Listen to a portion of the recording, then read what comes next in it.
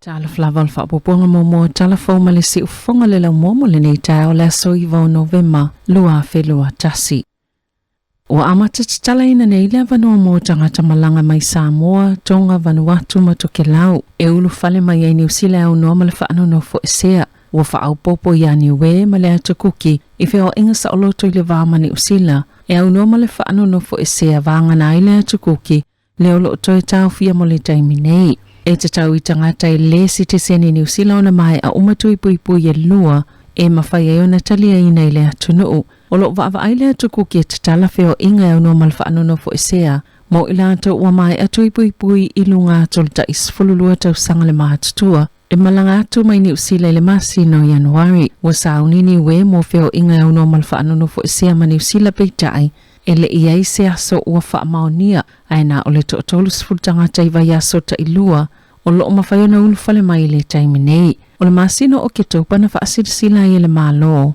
Le te tala atu o na tua o ia tunu o ele o ia le vairusi amata atu ia Samoa tonga Vanuatu matoke lau. A o isi suinga e au fiele na o le fitu aso mo isi tangata malanga i whaanonofo ese ai amata atu i le aso se fulma le whao Novema.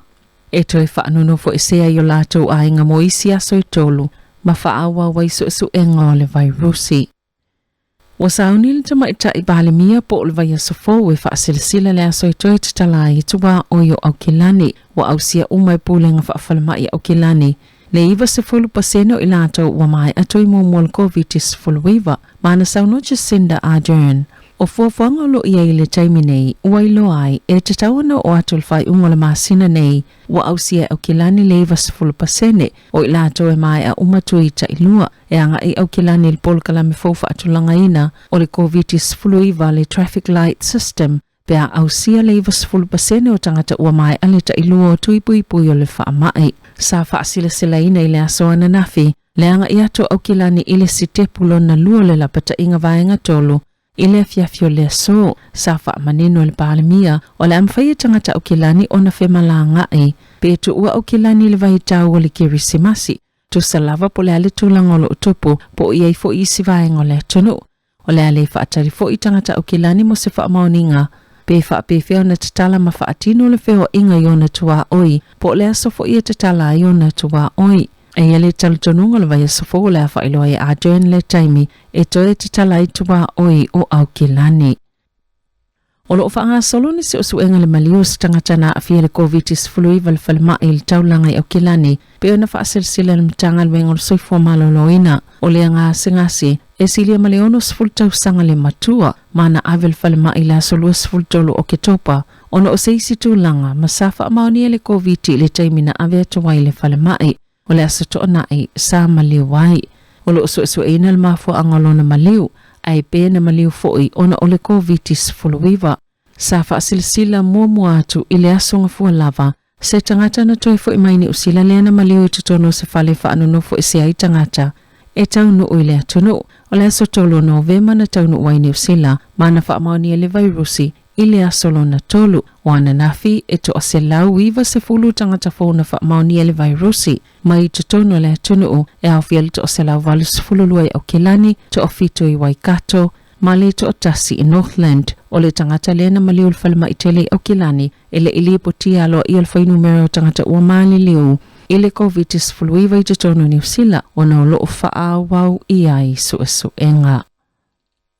O toi whaupopoina le whaalapo tupotonga le Greenpeace la lato wala au le whainga malo Jacinda Ardern. Ina ia whaamuta le whaonganga i tū aingo fertilizer o le synthetic nitrogen. Ina ua whailoa ina ai se suenga whaascientisi ua whailoa ai. Le leanga o le vaitau mafa mai le nitrate.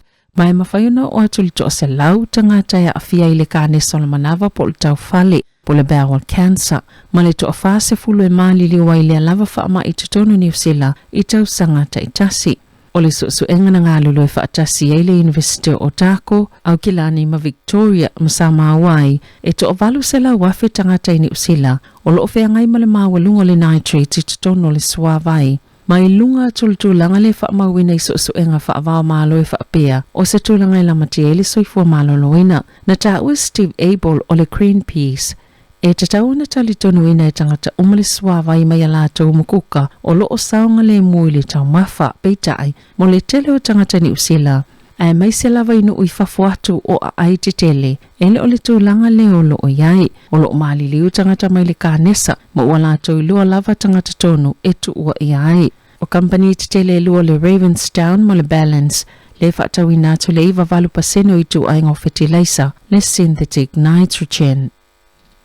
Ua tāpuni a neila o ngā mawalunga a Mount Albert Kramer ina ua whaamaonia seisi fo i tamaititi le vairusi ma o ta olua i leo tamaiti o lea o ngā ua a fia i le whaamai na tāpuni a lea o ngā le vaiasu taluai o na tamaititi na whaamaonia le COVID-19 ma sa tatala na o aso i tolu. Mo tamaiti sinia na toi fo i atua wala tau suenga peita i o lea soana nafi na lafo ina toi se whaalinga il pulea onga i mātua e whaailoa iai wa tāpuni nei lea onga i le toi titala ina le nei tau sanga ona o lea tau langa. Sa yele tamaititi lea onga i lea so tolu ma lea so limo November ma yelo la tau manatuna a fia le vairusi i taimi ia sa iai i totono lea onga. I ta alonga, o le atali malo le atunu o Tahiti i ta alonga le Pasifika o le lua whilua fitu. Ele Imanuia le tau mawhainga Tahiti e tali malo i ta alonga le Pasifika le lua whisafuiva ma le lua whilua tolu. Le ana maan malo i tonga ma le atu Solomona peitai o le ua maulo na wano e tali malo ai i le lua whilua fitu. Sa tali malo o Tahiti i nisi o ta alonga titele i le tasiva fitu tasi ma le tasiva i valima. E au fia le ipo lalangi le soka e whaielunga o le matawhanga ma le tuunga waa o le World Sprint.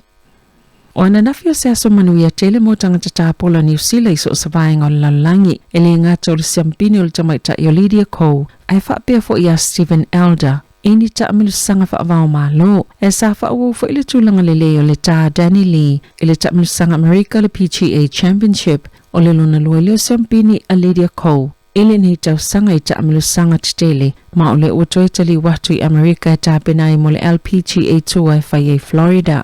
Ai o le taimi momofo i le usampine Elka i le US Champions Tour i le ta amilu sanga i Florida. O le lua i leo ta amilu sanga ua au sihe Danny Lee le to o se fulu pito i lunga i le vaiaso le ta amilu sanga le US PGA Tour. Na tutusa le julanga lua le vaiaso talua i Bermuda, ai tutusa fo il julanga fitu i tutono Mexico.